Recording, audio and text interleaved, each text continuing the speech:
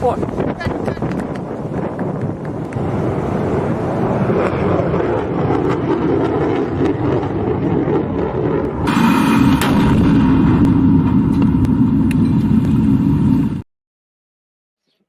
Good evening and welcome to gunna shot.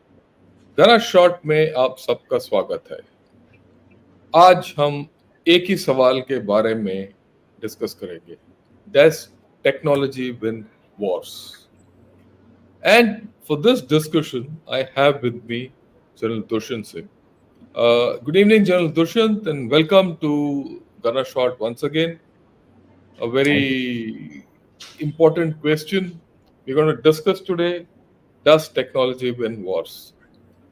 Why? Thank As with Klaus and you, we have done a series of programs on technology in battle and how technology is changing battle.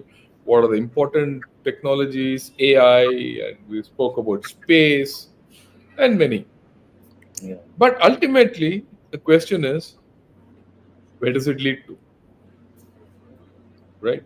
I mean, without doubt, there is no doubt that technology has impacted battle, but have people won? Right? What we'll do is, I'd like your initial comment, then I'll put you through a presentation which I Yeah. have made, and Yes. we'll keep discussing as we go along various facets of this business of technology.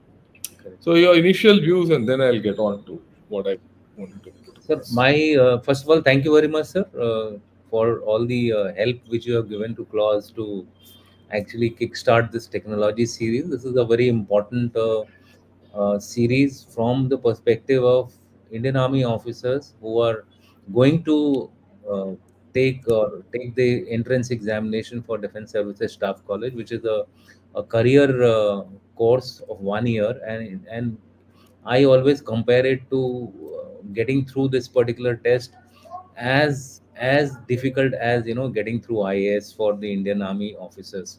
So that is the level and importance of this particular entrance examination. Not only science and military, there are five more subjects which they have to appear, and each one of them is a challenge by itself. Science and military is challenging from the perspective that when we were youngsters and when we gave this exam and when we cleared the staff college, uh, we felt it very difficult. We had to go through 3 4 presses and then reproduce whatever questions were asked in the examination.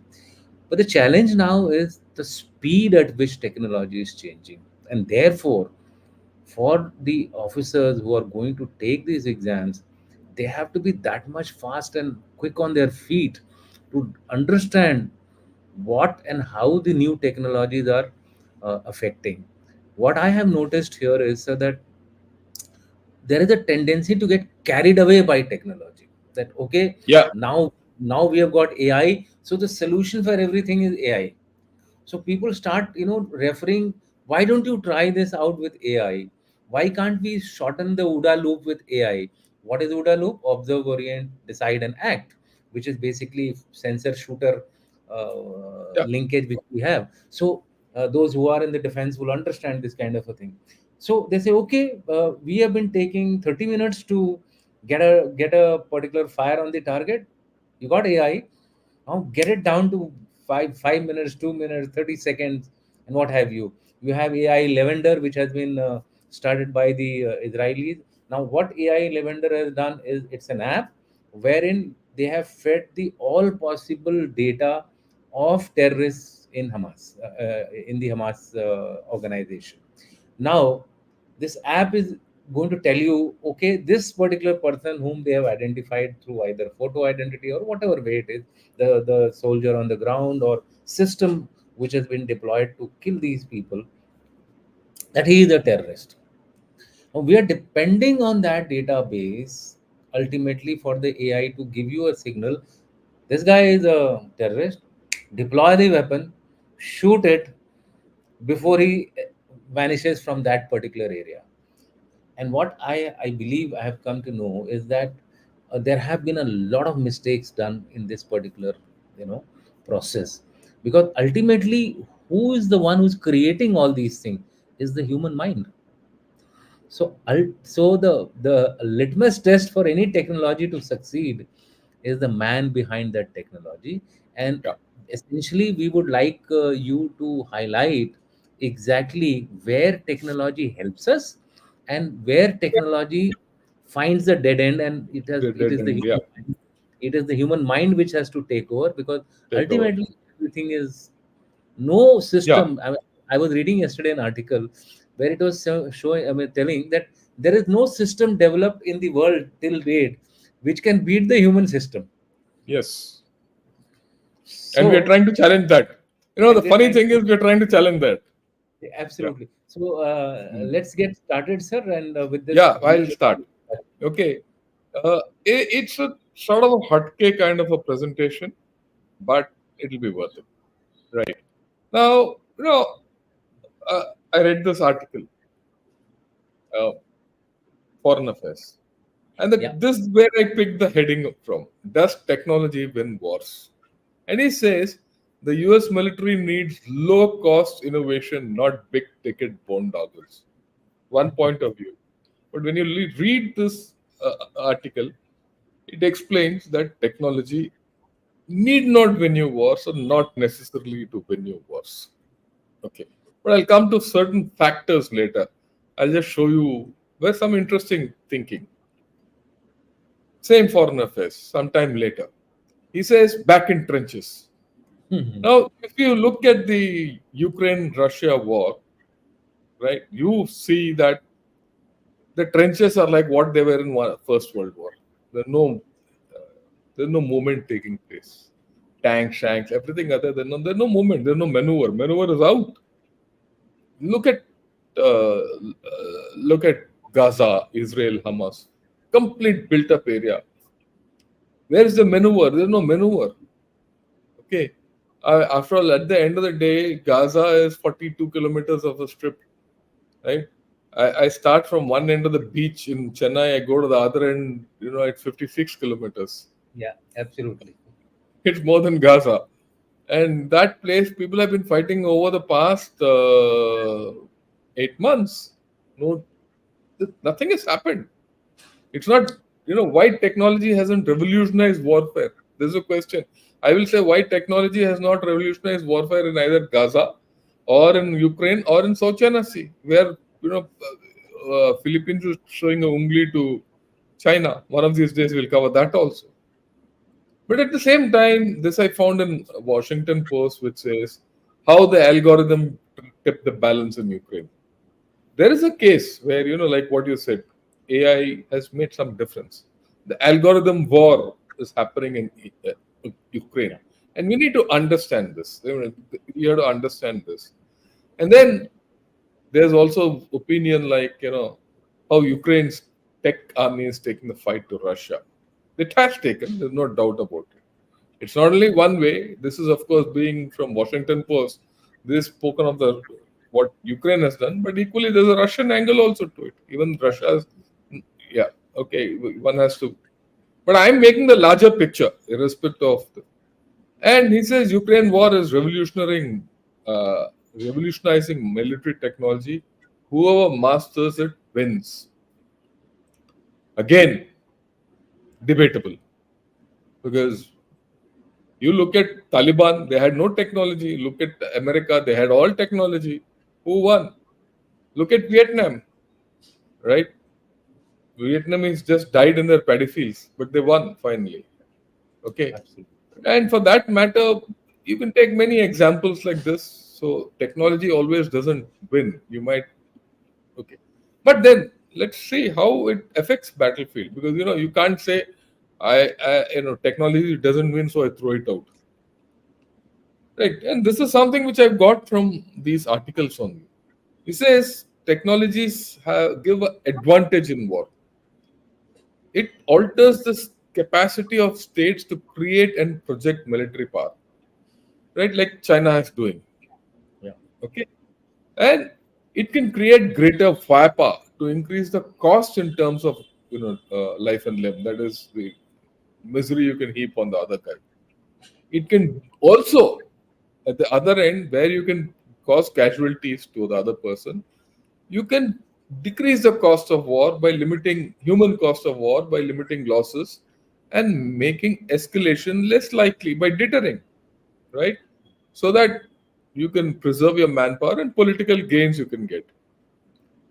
And this is important. Technology shifts the balance between offense and defense. If you have technology, you could be offensive or defensive as you choose. So it gives you that flexibility. It also affects the state's ability to fund wars and to supply battlefield. Right. So how you can do it? Powerful war economies or revolutionizing the and creation and production of weapons. And ideally by doing both. Right. Technology will kickstart your economy and you create a war economy, you can fund your whole story. And of course, you can decrease resource dependence so that states can control supply chains and sustain their ability to carry out a conflict over time. This is very important. The concept of Atmanirbharta hinges on this. Okay. Now the next thing is we all talk of new weapons and cheap and small technologies and all that. What is coming out is it's not really realistic to replace all existing weapons with cheap off the shelf technology, right? Just because you have some cheap technology, you can't throw out your tanks. I'll talk of tanks a little later. Yeah, many high end systems still play important roles in combat. You can't, आप एक hypersonic weapon को नजरअंदाज नहीं कर सकते, right? Or for that matter, long range rocket, you can't wish it away. You can't wish away the latest tank or a good rifle, right? But you can complement complex high technology with cheaper autonomous systems, communication, munitions, and decoys. You mesh the two, right? Then what happens? You can create friction, battlefield friction. You can slow down the conflict or control the pace of conflict, and you can increase the long-term cost to adversaries, right? Now, is that happening in Ukraine? To a large extent, it is.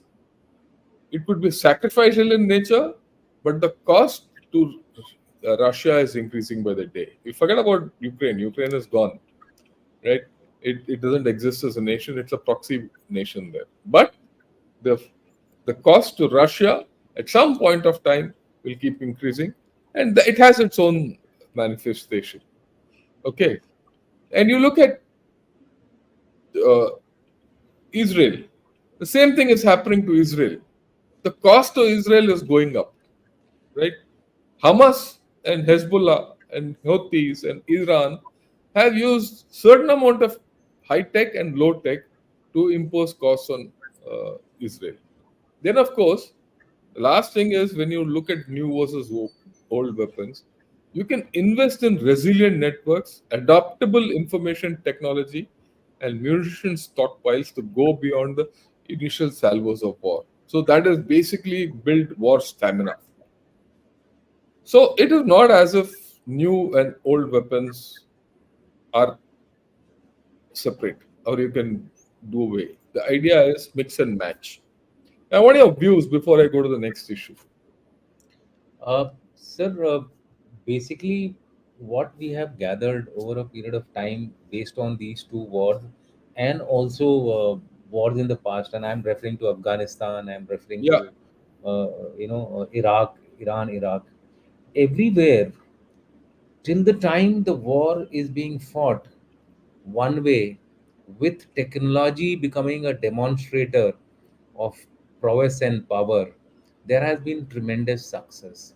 But moment the human angle starts getting into it, and moment the fight reduces down to the ground, it is here that you find that technology starts having limitations. I'll give you two examples. Russia initially suffered a lot with the precision guided munitions, JDAMs, etc., which were given by the Americans to Ukraine. And they suffered badly, both in terms of tanks, in terms of manpower, which was lost. Subsequently, the Russians realized that these precision guided munitions were dependent on frequencies, dependent on electronics. They started now deploying counter electronics measures to ensure that they always missed their targets. So what I'm trying to refer to is technology in the initial phases has given tremendous advantage to a person. You take the tanks, sir. Initially, when the Yeah, I'll come tanks, to the tanks. no, I'm We'll just come to the saying that tanks. initially, when a new technology comes in, it gives you such a vast advantage that people start getting, Enamored by it. enamored by it. But moment this happens, there is a counter technology war which starts off. And who starts this war? That is where I'm saying it's again the human mind which starts this war. So therefore, technologies are enabler in my view. Technologies are enabler, and the initial success is always going to be there with a person who is taking the initiative, but subsequently the system starts catching up. There has to be a mix of new and old, like as you said, but the old gives you that advantage of doing some innovations and trying to actually overcome the new technologies also. Here you will Yeah, find the uh, example of Dushyant, rockets, Dushyant, one dart minute, one rockets. minute. Dushyant, 1 minute. Just continue speaking. I'll be off. I'll come back in 2 minutes. Okay, okay. Okay? uh, Just, Go ahead, just sir. carry on. Yeah, yeah. Yeah. So what actually happens is that when you look at old and the new also, you will find sometimes the old technology can just swamp the new technology. I'll give you example of the Israel Hamas war. What has the Hamas side done? They have thrown dud rockets. Dud rocket means no guidance, no nothing, limited range, but in large numbers. And when they did this, they were able to beat the Iron Dome system, which was far costly, which was very accurate, which had a success rate of 80 to 90%. But even with that success of 80 to 90%, with innovation, an old weapon or old system was able to overcome the technology. So my only observation in all this is that there is a mix of continuous war which is going on in the terms of technology and in terms of the human mind. Yeah. I completely agree with you. And with this is what I'm going to get out next. Look at this. You know, tanks are not obsolete. In the initial phases of the Ukraine war, everyone said, there are a lot of losses of tanks both on the Ukraine and Russian side. So tanks have lost their value. In fact, both the countries have, lost more than half the tanks with which they started the war. Yeah. Okay. And they say, look, because of these losses, tanks have become obsolescent. But then, look at the statistics. This is interesting, actually. In 1943, the loss rate for German tanks was 113%. Germany lost more tanks than it owned at the beginning of the year, right? Some would have been recycled, that's why they're looking at 113%. In 1944, Germany lost 122% with which it started. The Soviet Union's loss rates for tank in 1943 and 1940 were nearly as high. 44, naturally they lost less because Battle of Stalingrad they won, and then Kursk happened, and okay, but still 109 and 80%. Now Very high. look at the very high. In a single battle in Normandy, the UK lost more than 30% of all its armor on the continent in just 3 days. Few have argued that the tank was obsolete either in 1918 or 1944. So just because you lost tanks because of drones, is the tank obsolete? No. So the tank will morph. The battlefield has morphed with drones, so the tank will morph. So this is a thing which just to substantiate what you're saying. And I would like to add here. I would like to Yeah, add to this argument. Initially, when the Air Force, I mean, first time, yeah, it came as a big bang. But suddenly you Yeah, started developing anti-air defense and other and systems, and then you started talking of the tanks again came back, get back. right? Okay, That is and the reason why the tanks came back again, sir. not only that, today you are also talking Air Force is not required because air is not active. Absolutely. Because drones Okay, have come. drones have come. So these things are all just a change in the way things, evolution of warfare. Nothing goes out of the equation. Not Yes, even bows and arrows, nor not even clubs. In this sadi, we have used 4 years back on the LAC, we use clubs to fight, despite the fact we are nuclear adversaries. So nothing yes, goes out of the equation. yes. Okay. Then artillery. 80 to 90% casualties have been by fire. Right? Right. Fighting in Ukraine features armies using drones to find enemy targets, which we all know, and then using network communications to quickly relay the information for precision engagement of guided artillery. This is the popular perception. But not all artillery in Ukraine or in Russia is guided. Most Precision of guide, it is dumb old rounds. But dump what is round. important? Yeah, what is dumb, uh, artillery? But what is important? The important thing is that the old artillery, the old weapon systems have done mix and match. They've been teamed up with new systems like drones, reconnaissance, targeting, and UAV. made the old artillery new or more effective. Okay, I still remember, Kargil war.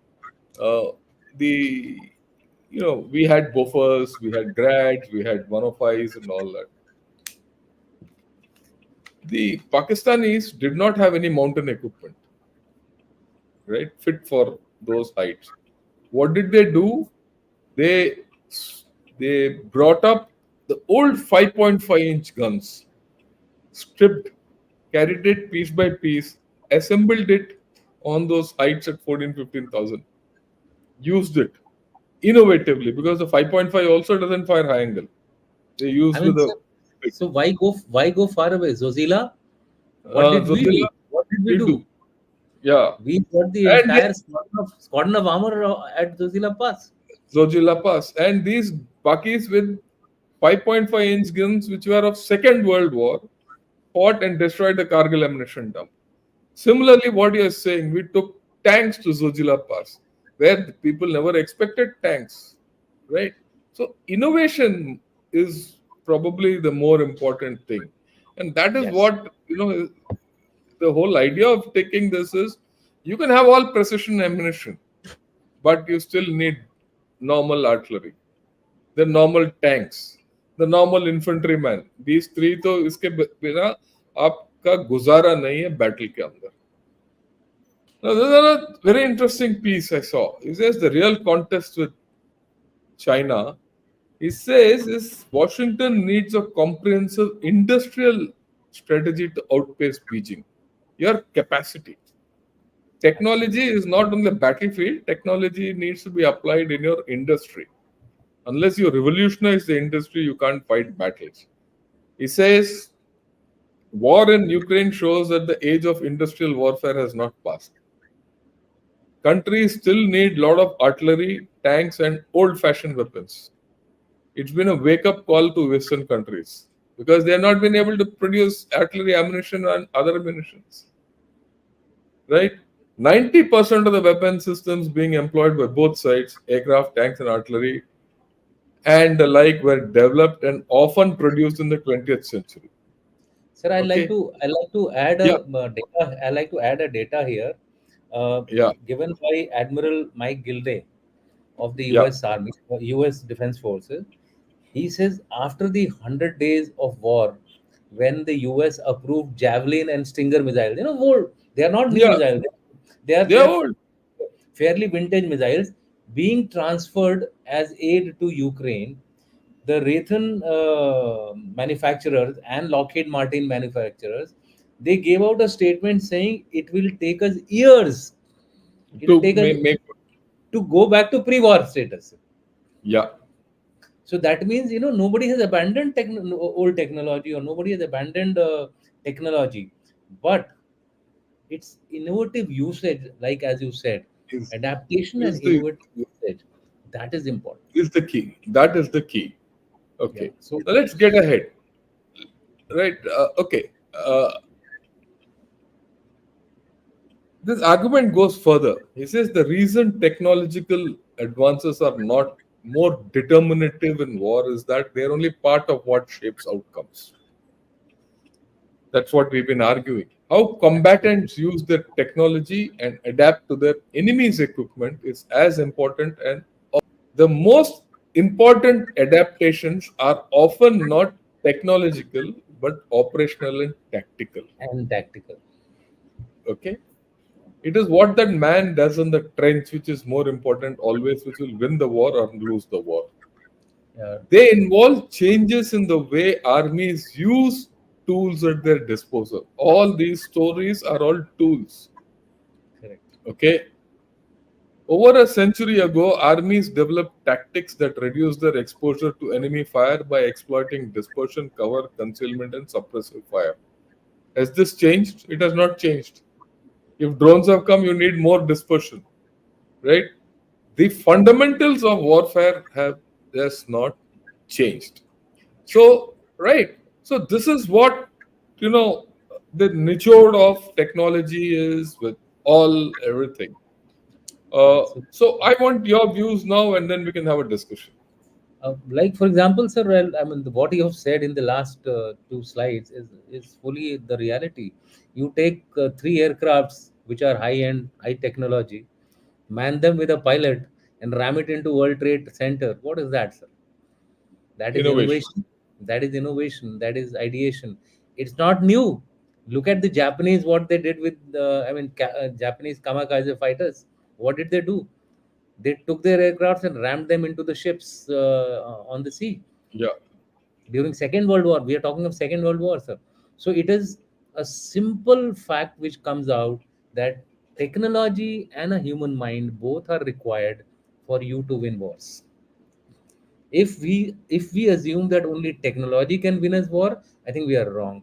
If we think that only the human being alone without getting equipped properly can win you the war, I think we are wrong. It is a good mix of human versus and technology, new versus old, all these mixtures together used ingeniously to the situation prevailing on the ground at that particular moment in the warfare, in the battlefield, will win you wars. So therefore, strategy, strategic, operational, and tactical level, all three levels have to combine. More so, innovations and adaptations are more applicable at the operational and the tactical level, which is tactical level. which is where you will find that the difference start taking place in terms of results and outcomes. Yeah. At the end of the day, that Santa Singh and Banta Singh sitting in the trench have to hold, Absolutely. have to Yes. hold line, right? That whatever fire he has on his shoulder or which comes from behind has to be effective on the enemy. How you Correct. make it do is it doesn't matter. Correct. Okay.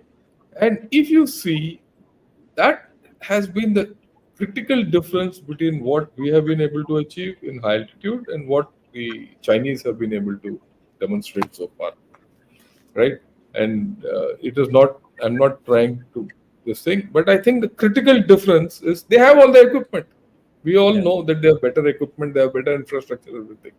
But yet, why are they not even prepared to fire one round?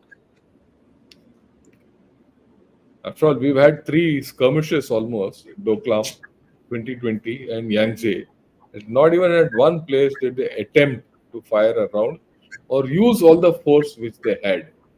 And not only that, you look at Philippines. In fact, I was thinking, Yeah. the, what's happening in Philippines, in South China Sea and Philippines. For the past 8 months, 10 months, they've been dashing each other with boats. Water cannons have been firing, everything. But the Chinese have not fired a single round so far. They're very careful of not firing weapons. Very careful. Yeah. Okay, why? they're not confident of handling it, right? Right. It's not a one side. Unfortunately, war is not a one-sided affair. Okay, in my experience, and I'm sure it's your experience too, I find the more dangerous enemy for us is the Pakistani, who can They fight have better.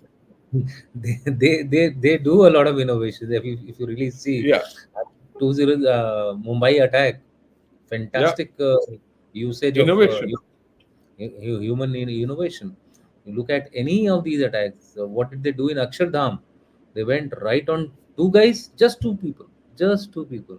They went right on top of the mandir's highest point, and from there they were killing anyone and People. everyone who was coming in their sight. They knew that they were going to die, but before they before they were dead, I think they took so many people along with them. It is unbelievable.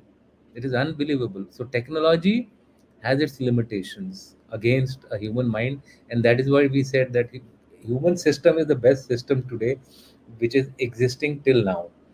Unless Yeah, the AI becomes so adaptive that it starts beating the human mind, I think we should take it with a pinch of salt, that we must look at technology and human beings as some kind of complementing each other, and then I think we will win wars uh, automatically.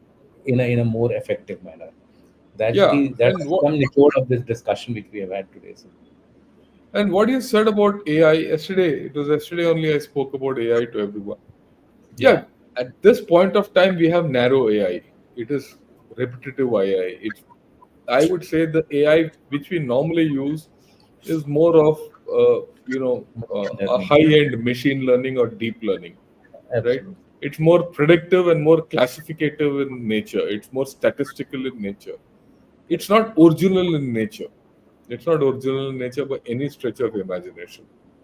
That is still away, and the moment it becomes original, the thought process of that originality has to start in the third level. So we are far away. When people say AI will rule the roost, robots will rule the roost, and all, it's all bunk. There's a long way to go. Yeah, Okay.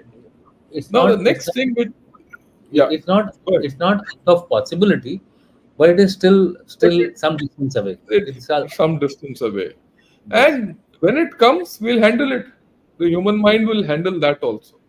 yeah, The second thing which I want to say is where technology has made a difference. It has made a difference is in your ability to prepare for a war, is in your ability to develop stamina for a war, and especially for big nations, uh, where you have huge responsibilities and you have huge adversaries.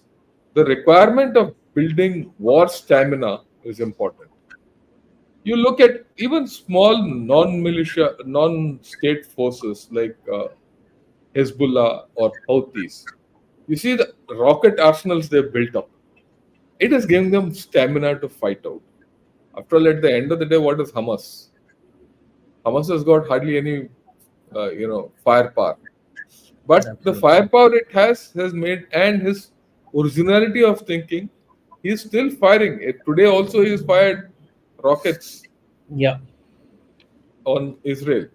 So the requirement of technology to build war stamina is important. Your views on this? uh, uh, I tend to agree with you, sir, because technology can also offset a lot of your manual requirements, right? Yeah, So if your manual requirements are reduced, obviously you get that much more ability to prolong the war, prolong the conflict. If you start, it is also helping protection. More often than not, we don't realize, we only look at the offensive part of it, but but technology defensive. also results in protection. Now if I have a good ECCM system, electronic countermeasure systems, the enemy precision guided munitions can be directed or spoofed to a different direction, to a different location. My my location, my people, my technology is safe from that. So I personally feel that it's a cat and mouse game, where you can use technology both for causing degradation and for ensuring protection. Now, in this battle of degradation and protection, who wins is the guy who's smart enough Yeah, of the two. So that is why I also said earlier that it's a mix. It's a good mix of technology and the human mind, which will win the wars for us to go to tomorrow. And definitely, you can't wish away technology. If today I can reach faster, mobilize faster, obviously, sir, I'll save the number of effort required, number of trucks required, number of rakes required. If the turnaround is faster, what is happening today? I mean, a simple example in the civil, if people have to understand from a civilian perspective, today the roads have become outstanding, right? So the wear and tear of all your vehicles, etc., has reduced. So therefore, less number of vehicles, larger transportation of goods, and similar thing is for defense, where a better technology leads to larger results. Okay, a particular bomb, say for example, if it can straight away hit the target, obviously I don't have to make 100 bombs. Then I just yeah, make 10 bombs, do with it, and prolong my war for another more. month, another month. So therefore, Yeah, my cost may increase, my cost of production may increase, but my cost of total requirement may reduce, and my yeah. ability to prolong the war will increase. Increase Absolutely, manifold. And absolutely. yeah, you look at it from a different point of view also. Today, for our entire battlefields are all in high altitude areas. And you need a lot of fossil fuel to survive out there. You need fossil fuel for almost everything for energy. Without electricity and diesel generator sets and all which we take, and we don't have. Look at it. If you spend in infrastructure, take electricity up, you take the fossil fuel out. You take the fossil fuel out, you don't have to transport it. You're not worried about it. And then, most importantly, the pollution part of it also. Yeah, And then the cost of buying that infrastructure for the fossil fuel is also taken off. So it's a that's right. huge saving. And the manpower involved in transportation of fossil fuel from place A to place B. So whole saving you do because if you put infrastructure for energy. But if you have better technology, right? If you can manufacture energy in situ, then you save everything.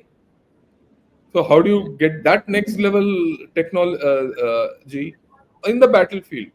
So that is the thing which you have to look. How do you innovate to make yourself uh, better to fight, better to survive, and that gives you the ideas because then you don't have to think. Okay, यार मेरे पास ना आज मिट्टी का तेल नहीं आया, मेरा जनरेटर सेट चलेगा या नहीं चलेगा, I don't know. Now I know मेरे पास सब कुछ है, सामग्री है where I can generate my thing. So all my systems are go. I can check. I don't have to be think. And then I think ahead. I think into the battle and say, yeah, isko abhi kaise fasana hai.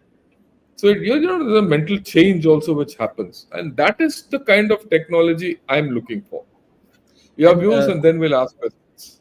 and adding to what you're saying is why technology today is becoming more and more important and counting for itself is the fact that dual use technology numbers are increasing. Increasing. So there is a sustainability factor also. I mean, evolving technology purely for defense leads to people thinking that we are spending too much money into developing new technologies, but a technology which has a dual use, that means both for the civil as well as for the defense. And clear examples are semiconductor chips. They are absolutely mandatory for any kind of systems which we are dealing with today, whether in the civil, whether in the defense, whether in any of these, even for climate change, even for global commons. Everywhere these technologies are coming handy, and hence the sustainability of technology is increasing by itself by making it commercial over semi-commercial. So that again adds up to your that point which you have just been referring to. So again, sir, Technology is important. We are not but it banishing. has its limits. We are not banishing tech. We are not saying that technology is not required. Don't go by the heading we had created just to make you understand that technology is important, but how to explain to you. We said, we gave that title, can technologies win war, so that you understand the limitations of technology and you understand the importance of human being, both. So Yeah, limitations of technology and importance of the human mind. Unless these two are understood by people who are practicing war at the tactical level or at the operational level, I think we will not be able to fully go ahead and win wars in the future. Look at our wars, which we are fighting today, sir. All the wars. People talk of gray zone. People may say, कि, sir, gray zone में क्या yeah, technology yeah, की everything is जरूरत in gray zone today. है? So I mean, cyber is what technology, but A how, complete gray zone. yeah, how to use that cyber technology is where the human mind again comes in. So therefore, I think it's a good mix of the two, which we have to now continuously focus on. And maybe rather than indulging in large wars, time Go has come for. to do small wars. Otherwise Yeah, we'll we'll get see how it goes. otherwise We'll we see may how get, it goes. yeah, otherwise we'll get Maybe. stuck like Ukraine and Israel. Yeah, yeah. We don't have to. In fact, maybe we have to look. I This is my view because you said it. I think we have entered a time where hybrid is the new norm, Yes, and we have to start looking at gray zone very seriously. correct, A sir. gray zone has to be matched by another gray zone, Absolutely right? And then the other chap will know very fast as to what we mean, correct. right? Okay. Shall we take some questions? Yes, sir. I think Yeah, we'll we take a few have questions. We labored have some enough time. on importance. Yeah. He says, glad to see General Dushyant Singh after a long time on vlogs. I wish he could come more often. I also wish he could come more often. But he's heading a think tank. Okay, he's heading one of the most important think tanks for the army. So I'm very glad he's joined us today. Okay, uh, we know and discuss about how tech can win wars. Let's consider the opposite for a moment. What are the battlefield? What are the scenarios, battlefield circumstances in which technology can make you lose? Example, 7th October. That's what we've been talking of. That's what Yeah, we. yeah, yeah. I mean, this is exactly what our thrust has been. The over reliance on technology by the Israelis led to the human mind not thinking that it's a holiday, right? The enemy is likely to take advantage of a particular level of preparedness of a particular force which is opposing them, and they did exactly that. It was human mind innovation coupled with some technological support which they got from Iran, possibly. I mean, that's what the story says. So and they created a scenario for Israel which has now landed. Of course, hamas has Hamas, and more than Hamas, the people of Lebanon, people of Palestine have really suffered. But the fact is, on that particular day, the tactical victory went to Hamas because Hamas. of their advantage of using human mind with technology over reliance of the other force on technology. They use shadows. I went through a presentation where they've used the shadow of the technology to come close to the wall which was separating between the Israel and Hamas region, and then enter the tunnel and get across to the Hamas area. So these are human ingenious things which people do to overcome technology, which we don't realize.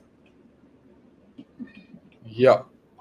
When we don't have a full understanding of the subject matter, we conclude that it is either superior to our intellect or God sent. Either way, our brain switch off. Your views. I mean, if like I said, if you start thinking that I have got a Brahmastra and now nobody can defeat me, I think that's the Then day. that That is the that's day the when way you you are defeated. Your end has started from the day when you think of that. think Absolutely, that. fully agree with you. No one beats a human mind. Yeah. Yeah. Okay. I see progressive use of technology in future warfare, with some instances where technology plays a very important role over conventional views of both generals. All yours.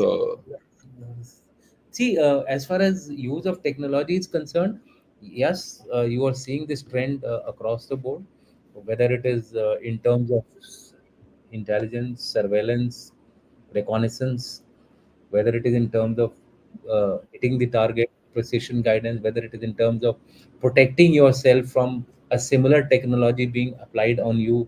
So you are having counter technologies coming in. The drones they started off with a big bang. Now you have a very good counter drone systems which have now come up, which are actually posing a problem from drones to survive in the air. I think this is a battle which is going on. But to say that over conventional, I think that's a little misunderstanding of the area. Everything is conventional. Use of drones can be done in a conventional war also, and use of drones can be done in a No, no, unconventional war. So like for example, the Armeco oil field strike, it was a totally unconventional usage of the drone drones. missiles. But now what is being used in Russia Ukraine war, fully conventional, both sides. In fact, I interacted with one of a Russian defense expert, and he was saying why we went in for a positional war was the fact that now everything is white on the battlefield because of technology. So I am able to see him and he is able to see me. If I do a maneuver, he is able to pick me up and shoot me down. So obviously, then we went in for the positional warfare, like what General Shankar highlighted, saying that the best protection is the ground against a battlefield which is now white, not black Yeah, anymore. So that's it. right. And you have to understand, technology evolves, battle evolves, and that's the history. There's when airplanes came, they changed the way battle were fought. When tanks came, they changed the way the battles fought. And when tanks came, the horses went out. When Correct. aircraft came, these are things which will happen. It's evolutionary in nature. Okay. All right. High tech would require highly qualified and highly trained combat personnel on the battlefield to guide the battle to a successful complete conclusion.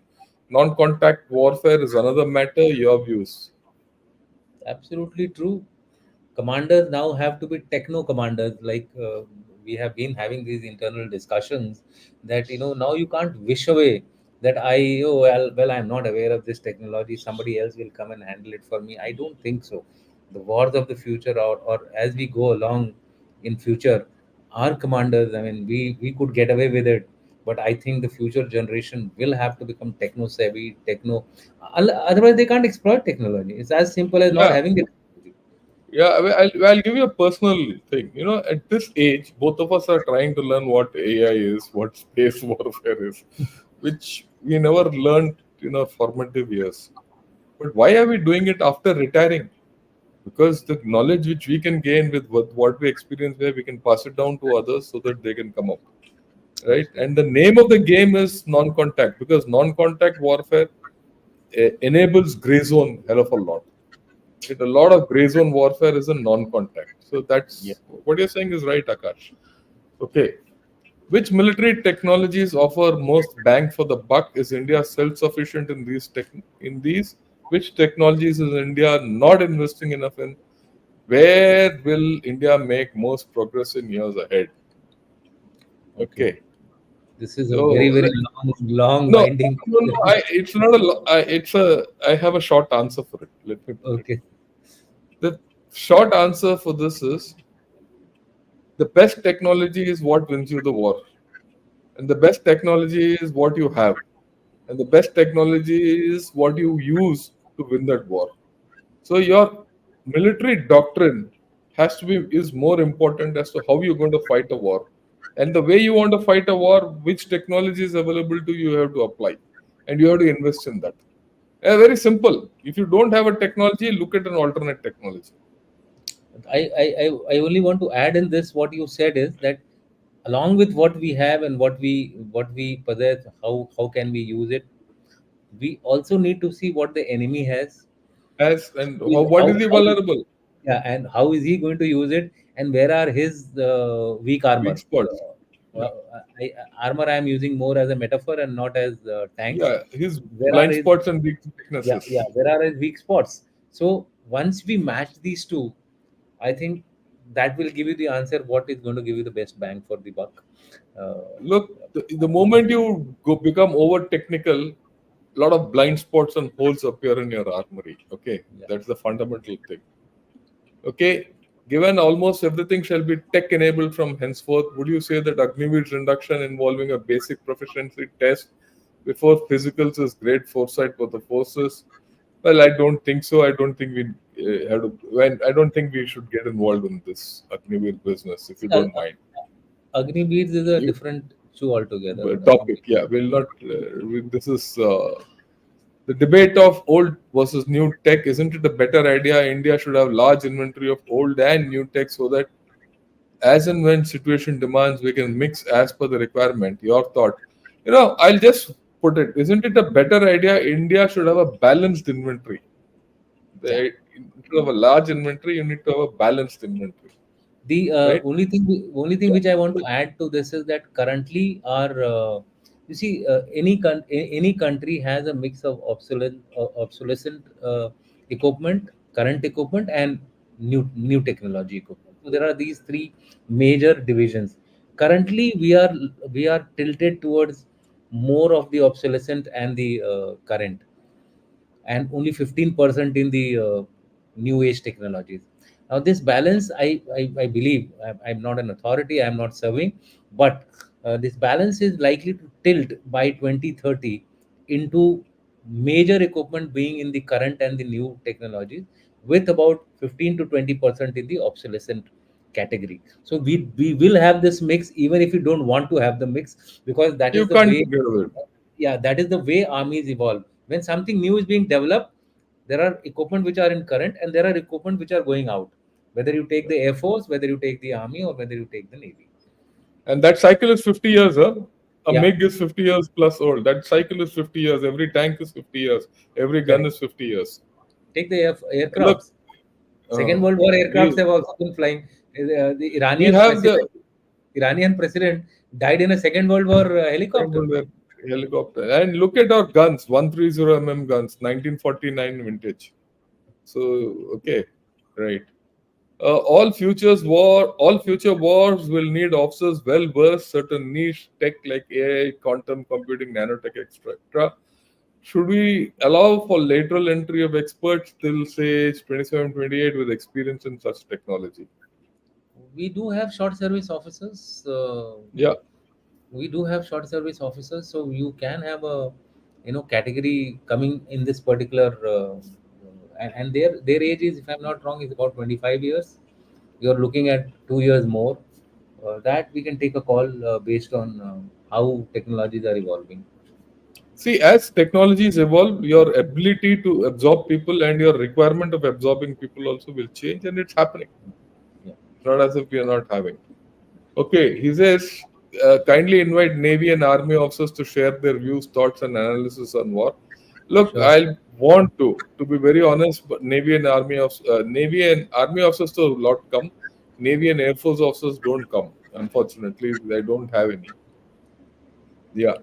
Uh, yeah, he says, General Ravi Saab, I think AI changed various countries' map and finished the borders, especially in South Asia. No, no, nothing of this kind. Maps don't change borders. People change borders by physically being there. Don't People will think change borders. people change borders. Okay. You stated during the course on industrial output, the West followed a policy of outsourcing industrial goods during the past 3 decades. Do do they have the capacity to bring it back immediately? What is their current preparedness in terms of technically trained manpower workers as a corollary? Does China still hold the key in case of economic warfare? Sir, the the high end technology is still, West has a lead over China. That we have to accept. As far as their capacities are concerned, yes, they have been reduced. Their factories were not working, but now I think they are focusing on it in a big way. but it will still take them, like I gave you the example of just simple Stinger missiles. It is going to take them almost 2 to 3 years or maybe more to actually get back to their old stock levels, leave aside going beyond that particular level. So it is going to take them time, but I think as situation becomes more and more serious, the West will definitely wake up. As far as the Russians are concerned, they have been smart. They have actually pumped in their resources for industrialization. I think General Shankar covered this few days back when he said that the Russians are producing how many rounds of ammunition per day, how many it comes to per month. It's there in his tweet. Please have a look. See, it is Yeah. functioning on the ground. They have revived it with the help of the Chinese or whosoever. It doesn't matter, but they were No, they have the capacity. yeah, and they They were have well ahead. re They were well ahead of the West. Yeah. And I just want to tell you now that General Dushyant has mentioned this, I'm going to do a series. I'm going to do an episode only on that ammunition. Yes, What are we? I'm going to do it in the next 3 4 days. I'm thinking on it. I'm evolving it. I'm putting a presentation together. I'll tell you how do we handle such a situation, right? But that just wait. It's a matter of 4 5 days. it's Okay. good for India, sir. We are also focusing now on ammunition. We are Yeah. saying that Ammunition. we are not going to import ammunition, which is good. Although it We has don't have a some, choice. we have some negative issues on this, but that is for us to improve quality, Yeah. etc. We'll improve that. Okay, why doesn't India use robot in hard work as like rock breaking, forming issue and all that? We are We are doing doing it. it. Don't worry. Yeah, we're Yeah, doing it. forced substitution. I think Janal Bhatia covered a Is few episodes back with Janal Shankar. Where he yeah. talked about forced substitution. Like for example, robot mules. That's one example which Indian Army has already gone into. Okay. It says Indian Army lost thousands of troops unnecessary to capture Kargil Heights in '99. Army did not use long range weapons, and IAF to destroy Paki troops stationed at higher level mountains. I Hey, think Indian Mastiff, I think you don't know. You this, read this book called Kargil to the Coup by Naseem Zehra. I'm reading it. Why I'm reading it? I'm reading it because I'm going to give a presentation to you this month on Kargil and Pakistan and Kargil and all that. And one of the things they say is we didn't have it, the Indians did it. And आप तो उल्टा ही बोल रहे हो यार, yeah. ठीक So है? and I think Beaufort was a big example of what Big the thing, yeah, Indian Army did. And let me tell you, please go to these heights. Even with the maximum of fire support, it takes something to capture those heights of 5,000 feet, five yeah, thousand yeah. meters. It's not दम easy. निकल जाता है, दम निकल People, जाता है उधर. normal walking is not possible. The soldiers had to walk with their full battle loads. Yeah. You should spend a night at that height, एक रात, and you will come Bas. to know everything. एक रात की बात है. Do you think the real tech warfare lies in the economy and strategic burden imposed on the enemy through the continuous development and advancement of one's own tech capabilities? This is largely theoretical, don't worry. Yeah, So I it's will more not. of a, you're talking of arms race, etc. Yeah, That yeah. happens.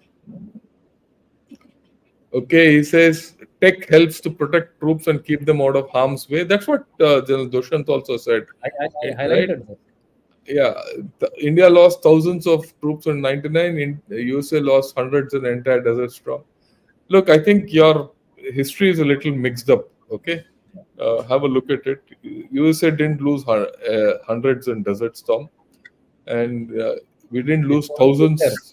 It's only Yeah, later when they went on the ground that they started losing in the second Iran-Iraq war. losing. Yeah, yeah, Not Iran-Iraq, US-Iraq war. yeah, yeah. He says we should want to allow to serve the broader to Robert in place of army soldier. जरूरत नहीं भाई, आपको हिंदी में मेरे क्या, right, ये जरूरत नहीं है कि रॉबोट ले जाओ उधर. उसको जरा बिजली कौन देगा, उसको चार्ज कौन करेगा, उसको चलाएगा कौन 5,000 को, वो तो जम जाएगा, बर्फ बर्फ हो जाएगा, बर्फी हो जाएगा उसमें. Okay, okay. I think we've generally finished the whole thing, and we've done with all the questions.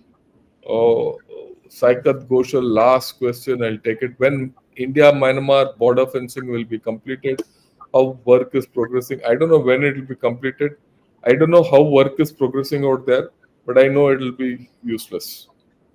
Okay, it will not work out there. You have any contrary views, Dushyant? You No, can no. put across. See, everything should be looked at it from both the perspective.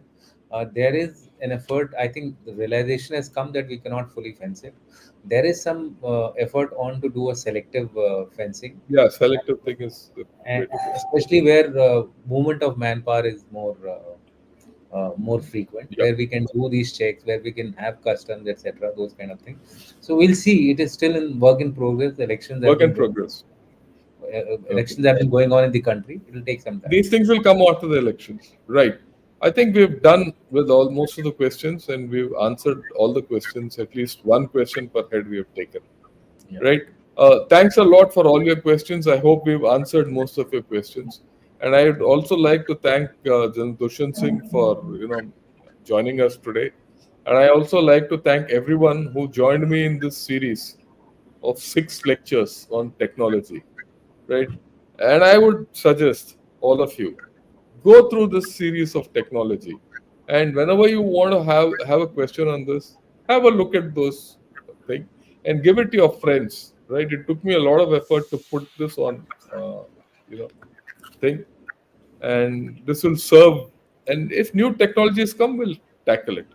Anything you want to say, Dushyant? Otherwise we'll I, say I Jai Hind. just I just want to inform people who are interested in the staff college that I'm going to put out a question sample question paper model, and that will be discussed with General Shankar in one of the next few days, and that you should watch so that you know how to actually put all this knowledge on the ground, on the Yeah, paper, in the examination.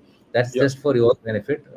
We are putting it out I mean, essentially to ensure that maximum of you clear the exam, rise to become big senior officers, and do well for the Indian nation as Indian, such. yeah, for the nation. Yeah. Okay. So thanks a lot, Dushyant. Good evening to you and the rest of the people. Jai Hind, and we'll meet tomorrow. Thank you, sir. Jai Hind.